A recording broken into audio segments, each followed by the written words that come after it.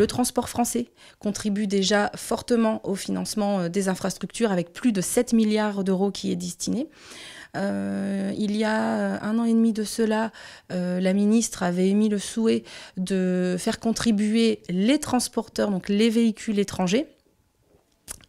Aujourd'hui, on n'en est pas du tout à ce qui avait été annoncé, d'où la colère exprimée demain dans la région. 2 points de blocage sont prévus, un sur l'axe Requem et un second sur le point Crépin-Anzy, près de Valenciennes. C'est la frontière belge parce que le souhait était de bloquer ces axes-là pour pouvoir symboliquement montrer l'impact que ça a sur les transporteurs français, au lieu d'impacter les transporteurs étrangers, comme l'avait précisé Elisabeth Borne, donc ministre des Transports. La profession était partie sur une réflexion et sur un principe de dire qu'il fallait plutôt agir pour le financement des infrastructures sur ceux qui commandent et qui organisent les transports.